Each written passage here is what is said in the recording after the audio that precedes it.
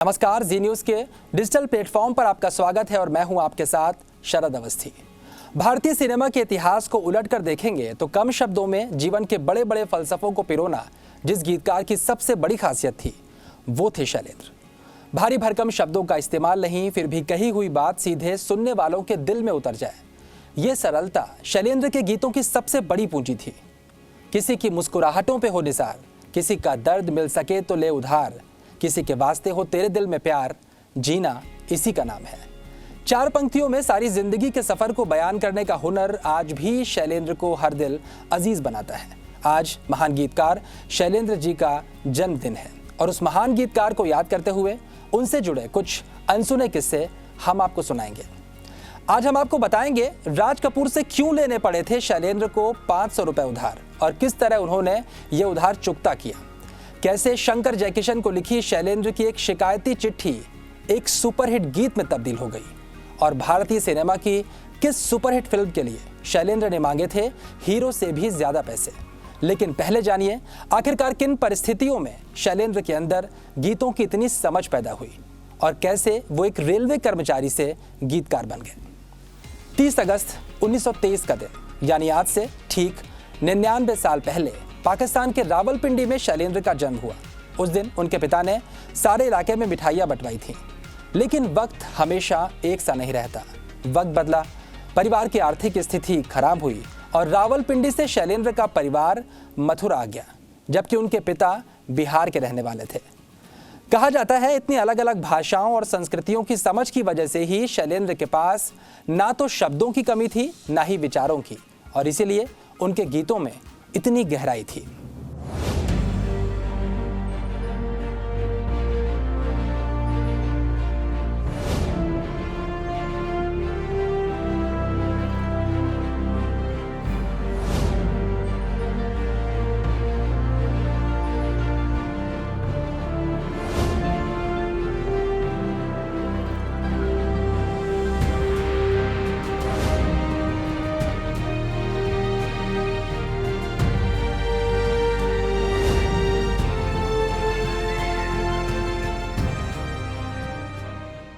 और एक दिन कुछ ऐसा हुआ कि शैलेंद्र को राज कपूर के दरवाजे पर जाना पड़ा। शैलेंद्र की पत्नी प्रेग्नेंट थी। इस दौरान कुछ ऐसी कॉम्प्लिकेशन हुई कि शैलेंद्र को 500 रुपयों की जरूरत पड़ गई। कोई सहारा नहीं दिखा तो वो राज कपूर साहब के पास मदद मांगने पहुंचे। उस दौर में 500 रुपए की कीमत क्या होगी समझा जा सकता है। राज कपूर साहब की जेब में भी उस वक्त सिर्फ 300 रुपए थे। राज कपूर ने दूसरे ऑफिस से रुपए मंगाकर शैलेंद्र को सौंप दिए। शैलेंद्र जल्द पैसा वापस लौटाने की बात कहकर वहां से चले गए। कुछ दिनों बाद शैलेंद्र राज कपूर को रुपया वापस करने के लिए पहुंचे। तब राज कपूर ने उनसे कहा कि मैं कोई साहूकार नहीं जो रुपए सूद के पैसे कमाने के लिए देता हूं। शैलेंद्र ने कहा लेकिन रुपए तो मैंने लिए हैं और मुझे वापस भी करने हैं। तब राज कपूर ने शैलेंद्र से अपनी फिल्म बरसात के 2 गीत लिखने को कहा और इस तरह शैलेंद्र की लेखनी की सिनेमा में एंट्री हो गई। शैलेंद्र के लिखे उन 2 गीतों में पहला गीत था बरसात में हमसे मिले तुम सजन तुमसे मिले हम बरसात में, और दूसरा गीत था पतली कमर है तिरछी नजर है, खिले फूल सी तेरी जवानी कोई बताए कहाँ कसर है। शानदार दोनों गीत थे। उस वक्त बहुत से लोगों ने बड़ी पिक्चर में नए गीतकार को ना लेने की सलाह दी थी, लेकिन राज कपूर को शैलेंद्र पर पूरा भरोसा था और ये भरोसा सही भी साबित हुआ। बरसात हिट हुई और शैलेंद्र के लिखे गीत बेहद पसंद किए गए। राज कपूर शैलेंद्र को कविराज कहते थे। कुछ दिनों बाद राज कपूर ने शैलेंद्र को फिर बुलावा भेजा और अपनी नई फिल्म के लिए गीत लिखने को कहा। शैलेंद्र ने कहा मैंने आपके पैसे लिए थे इसलिए बरसात के गीत लिखे, लेकिन फिलहाल मैं अपनी रेलवे की नौकरी से बहुत खुश हूँ। ये सुनकर राज कपूर ने कहा कोई बात नहीं, गाने नहीं लिखने ना सही, फिल्म की कहानी तो सुन सकते हो। शैलेंद्र ने हाँ कर दी और इसके बाद राज कपूर शैलेंद्र को अपनी कार से फिल्म आवारा की कहानी सुनवाने राइटर ख्वाजा अहमद अब्बास के पास ले गए। शैलेंद्र देखने सुनने में बेहद सामान्य लगते थे और ख्वाजा अहमद अब्बास ने उन पर ध्यान तक नहीं दिया। उन्हें लगा शायद राज कपूर अपने किसी असिस्टेंट को लेकर आए होंगे। ख्वाजा साहब ने लगभग 2.5 घंटे में ये पूरी कहानी राज कपूर को सुनाई। शैलेंद्र साहब ने भी ये पूरी कहानी सुनी। इसके बाद ख्वाजा साहब ने राज कपूर से पूछा उन्हें कहानी कैसी लगी। राज कपूर चुपचाप रहे और उन्होंने शैलेंद्र की तरफ देखा। पूछा कविराज क्या कहते हो। शैलेंद्र ने कहा कहानी अच्छी है और इस पर फिल्म बननी चाहिए। राज कपूर ने कहा कि मैं स्टोरी की बात नहीं कर रहा, तुम्हारे दिमाग में इस कहानी को सुनकर क्या चल रहा है। शैलेंद्र ने कहा, गर्दिश में था, आसमान का तारा था, आवारा था। शैलेंद्र की बात सुनकर ख्वाजा अहमद अब्बास अपनी कुर्सी से उछल पड़े। उन्होंने राज कपूर से पूछा, कौन है ये आदमी? राज कपूर साहब ने कहा कि आप इसके बारे में क्यों पूछ रहे हो? अब्बास साहब ने जवाब दिया, इसने मेरी 2.5 घंटे की कहानी 2 लाइन में बयान कर दी। इसके बाद राज कपूर ने शैलेंद्र को समझाया, कहा कि देखो तुमने कहानी सुनी और कितनी आसानी से तुम्हारे दिमाग में गीत की लाइनें आ गई। मेरी फिल्म का टाइटल सॉन्ग बन चुका है। राज कपूर ने शैलेंद्र को काफी समझाया और शैलेंद्र गीत लिखने को तैयार हो गए। आवारा के गीतों ने धूम मचा दी और इसके बाद शैलेंद्र जी को भी मालूम चल गया कि उनका असली काम क्या है।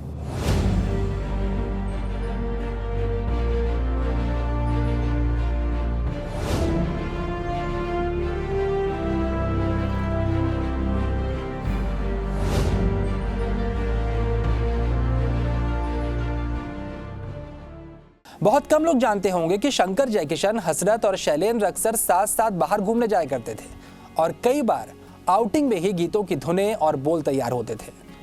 रमैया वस्तावैया इस टीम ने उस वक्त तैयार किया जब बिल्डिंगों में काम करने वाले मजदूरों से उन्होंने उनका लोकगीत सुना। एसजे ने वहीं पर ट्यून बनाई और शैलेंद्र जी ने मुखड़ा फौरन लिख दिया, रमैया वस्तावैया, रमैया वस्तावैया।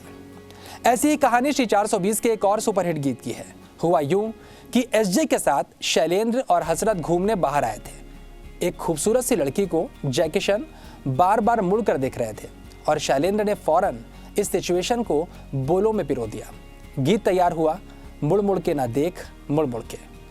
शंकर जयकिशन और शैलेंद्र की जोड़ी की एक बड़ी मशहूर कहानी है। शंकर जयकिशन ने शैलेंद्र से वादा किया था कि वो प्रोड्यूसर और डायरेक्टर के सामने उन्हें प्रमोट करेंगे, क्योंकि उस जमाने में संगीतकार ही गीतकार का नाम आगे करते थे। लेकिन दूसरे गीतकारों का साथ पाकर शंकर जयकिशन शैलेंद्र से किए गए अपने इस वायदे को भूल गए और तब शैलेंद्र ने उन्हें एक चिट्ठी भेजी जिसमें लिखा था, छोटी सी ये दुनिया, पहचाने रास्ते हैं, तुम कहीं तो मिलोगे तो पूछेंगे हाल। शंकर जयकिशन इशारा समझ गए और शैलेंद्र से माफी भी मांगी। बाद में ये लाइनें 1962 में रिलीज फिल्म रंगोली के एक मशहूर गाने में तब्दील हुई।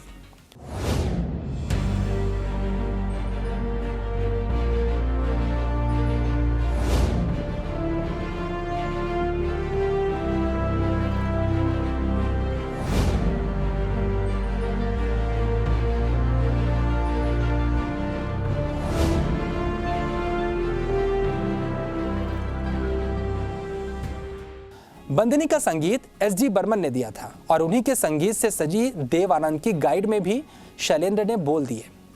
कहा जाता है बर्मन के घर की छत पर शराब की बोतल, सिगरेट के पैकेट, कागज और कलम के साथ इनकी बैठकी होती और एक से बढ़कर एक गीत तैयार होते। गाइड फिल्म से भी शैलेंद्र जी का एक बहुत मशहूर किस्सा जुड़ा है।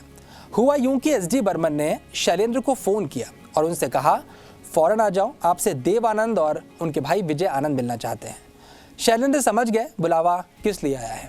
शैलेंद्र ने टालने की कोशिश की, लेकिन जब एस.डी. बर्मन साहब ने कहा कि आ जाओ, मैं बुला रहा हूं, तो वो चले गए। वहां जाकर पूछा गया क्या बात है। बताया गया कि देव आनंद गाइड फिल्म बना रहे हैं और एक गीतकार से 2 गीत भी लिखवाए गए हैं, लेकिन गीत पसंद नहीं आ रहे। ऐसे में शैलेंद्र से गीत लिखने की बात कही गई। शैलेंद्र को यह बात बुरी लगी कि वो देव आनंद और विजय आनंद के लिए दूसरी पसंद है, यानी पहले किसी और गीतकार को ट्राई किया, जब उससे काम नहीं चला तो शैलेंद्र के पास है। ऐसे में उन्होंने फिल्म के गीत ना लिखने का बहाना तलाश करते हुए कह दिया कि आजकल वो पैसे बहुत ज़्यादा लेते हैं। देव साहब ने पूछा, कितना पैसा लोगे? तब शैलेंद्र जी ने फीस बहुत बढ़ा चढ़ा कर बता दी। अगर इस वक्त से उस फीस की तुलना की जाए तो ये रकम कई करोड़ होती। शैलेंद्र को लगा था सामने से इनकार हो जाएगा और उनको गीत नहीं लिखने पड़ेंगे, लेकिन देव आनंद ने विजय आनंद से कुछ देर बात की और शैलेंद्र को हाँ कर दी। इसके बाद शैलेंद्र जी भी इनकार नहीं कर पाए और गाइड के गीतों ने इतिहास रच दिया। गाता रहे मेरा दिल, तू ही मेरी मंजिल शैलेंद्र की कलम से निकला। आज फिर जीने की तमन्ना है, आज फिर मरने का इरादा है। शैलेंद्र जी ने इस गीत को भी बोल दिए। दिन ढल जाए हाय रात ना जाए, ये भी शैलेंद्र की देन था। सारे के सारे गीत एक से बढ़कर एक थे।